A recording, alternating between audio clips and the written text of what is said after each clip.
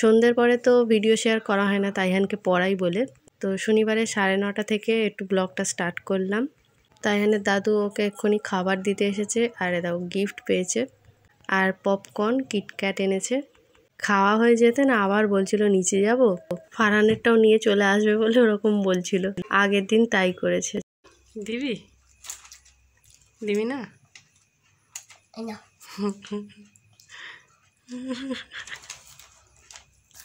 এত গ্যাস হচ্ছে, যাই হোক। তো তাইহানের বাবা বাজার করে এনেছে, কি কি এনেছে তারাও দেখাচ্ছি। তো এটা দেখো বারবন বিস্কুটের প্যাকেট সব একসাথে নিয়ে নিয়েছে। ডাল শেষ হয়ে গিয়েছিল। পিৎজাটা কি করতে আনলো জানি না, বলছি আর কিছু খাওয়াবো না এসব উল্টো পাল্টা, সেই কিনে এনেছে। আরে সে বুঝতে পেরেছি, দোকানে তো ওটা এসছে আর বাবু পছন্দ করে, তুমিও পছন্দ করো, মানা করেছো জানি। হাতের কাছে পাচ্ছি তো দুটো কেক ও স্কুলে নিয়ে যাবে। আর এইগুলো 3-4টে ফ্লেভার, চকলেট, স্ট্রবেরি। এটা কি জানি না, চিজ মনে হচ্ছে।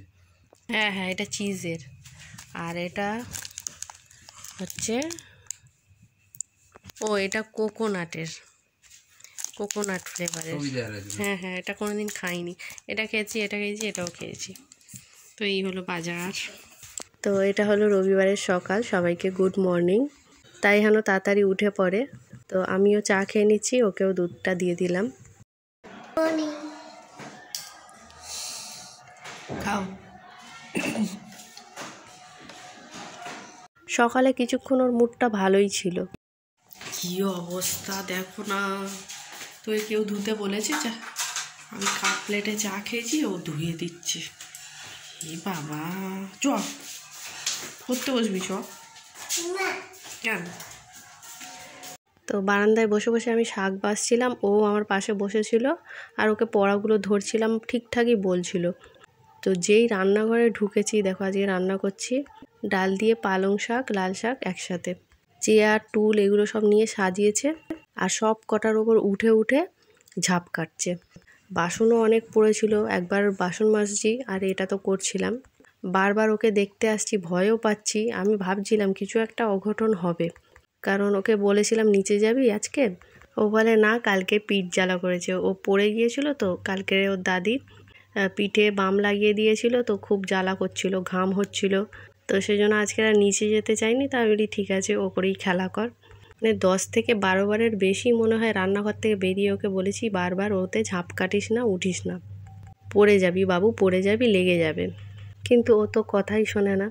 শেষে কি করেছে, আমাকে দরজা বন্ধ করে দিয়েছে রান্নাঘরে। আমাকে রান্নাঘরে লক লাগিয়ে দিয়ে একটা কৌটো কোথা থেকে জোগাড় করেছে, ওতে জল ভরে আর ছাদে উঠছিল। আমি ওকে ডাকছিলাম, বাবু দরজাটা খুলে দে, স্মার্ট বাজারে নিয়ে যাব, কালকে ঘুরতে যাবো, এরকম বলেছি। তারপরেও খুলে দিয়ে চুপচাপ সিঁড়ি দিয়ে উঠছিল। আমি জানি না, আমি জানি ঘরে গিয়েছে। তো আমি তখন বাসন মাজছিলাম, তো কোনো সারা শব্দ নেই। তো 4টে সিঁড়ি থেকে পুরো স্লিপ খেয়ে অবস্থা খারাপ। তার আগে আমি একটা ডিম সিদ্ধ কলা খাইয়ে দিয়েছি। হাফ বয়েলটা ও ভালোবাসে, তো হাফ বয়েল করেই খাওয়ালাম। তারপরে যে ওরকম ঘটনা ঘটাবে তো আমি তো ভাবতেই পারিনি। সিঁড়ি দিয়েও ঠিকঠাক পা ফেলবে না, ডিঙি মেরে মেরে হাঁটতে যায়, আর জল তো ছিলই। স্লিপ খেয়ে কখন পড়ে এসে রক্ত টক্ত বের করে এই ঘরে, পাশের যে ঘরটা দেখতে পাচ্ছ এখন, তো ওই ঘরে চুপ করে দাঁড়িয়ে আছে। আমি বাসনটা মেজে আর হাতটা মুছছি, ওকে দেখতে পেয়ে বলি কী হয়েছে রে?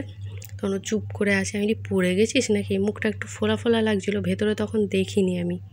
তো যেই বলেছি পড়ে গিয়েছিস, তখন ও কেঁদে ফেলেছে। বলি কোথা থেকে পড়েছিস? দেখি দেখি, আমার তো রক্ত দেখলে কীরকম হয়। তো ওটা দেখে তো আমার নিজেরই মাথা ঘুরে যাচ্ছে। তো হাত ধরে ধরে বললাম যে কোথায় পড়েছিস বল। ও দেখালো 4টে সিঁড়ির ওপর থেকে পড়ে গিয়েছে। তো দেখো কীরকম অবস্থা। তো তাইহানের পাপা বাড়িতেই আসছিল একটু তাড়াতাড়ি। তো ফোন করি যখন রাস্তায় ছিল, কিছু কেনাকাটা করছিল, তো না কিনেই তাড়াতাড়ি বাইক চালিয়ে চলে এসছে। আর দাঁত ঢুকে গিয়েছে, তো অনেকটাই ডিপ হয়েছে। দুপুরবেলা পুরো ভাত লিকুইড করে ছেনে ডাল দিয়ে খাইয়েছি, আর চিকেন করেছিল আমার শাশুড়ি, চিকেন আলু। অল্প একটু চিকেন দিয়েছি, তাও খেতে পারছিল না, বলছিল ঝাল। তো আমাদের দুঃখ তো হচ্ছিল, তাই এখানে পাপাও বলছিল একবার পড়েছে সিঁড়ি থেকে, এবারে উঠতে ভয় পাবে। কিন্তু আমি তো জানি ও ফের ভুলে যাবে ঠিক হয়ে গেলে।